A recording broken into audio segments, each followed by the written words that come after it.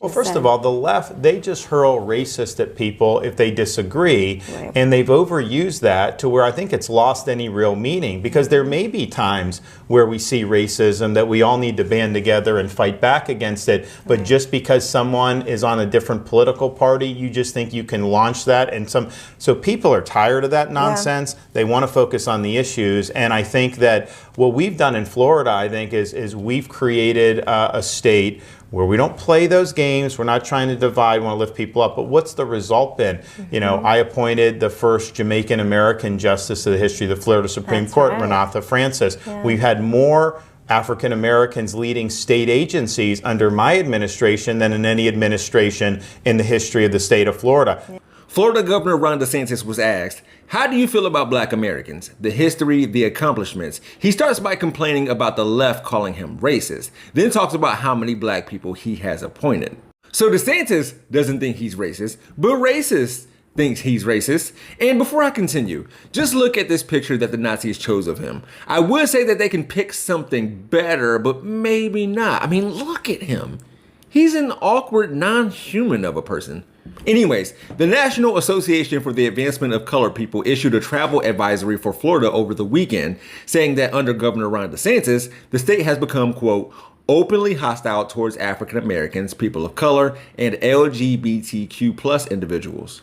Of course, there are and will be black people living there and continuing to live there, including members and staff of the NAACP. Moving out of state is hard. Besides, that's not their point. They want the black diaspora to be aware of Florida's politics. So while the NAACP got top billing in headlines about this news, they joined the League of United Latin American Citizens, a civil rights organization that issued a Florida travel warning on Wednesday, and Equality Florida, a gay rights advocacy group that issued one last month, according to the New York Times. They all think Ronnie is racist. So, black, brown, and or queer people felt the need to Green Book Florida, where the Parental Rights and Education Act was expanded to include K through 12. SB 1718 will be used to go after the undocumented who are just working. Plus, DEI programs at public colleges and universities are defunded, and AP Black History was banned.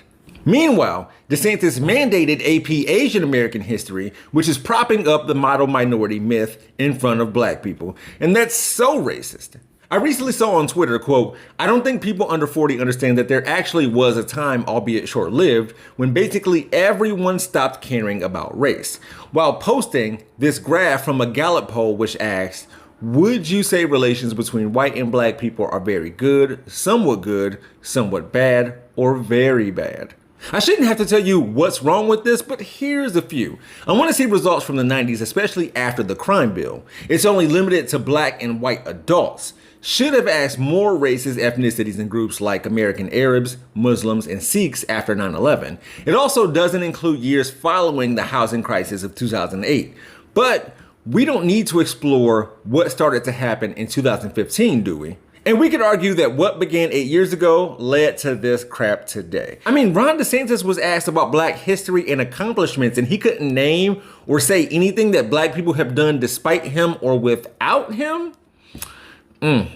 Thanks for watching. Meet the next Donald J. Trump. He's already been called a sexist and a racist. So watch how 45 inspires him. You can find the link to that video in the description below. If you're looking for more of my content, click the Jeff Wiggins hashtag or visit my YouTube channel called We Gonna Be Alright. And as a reminder, my architect knows Japanese.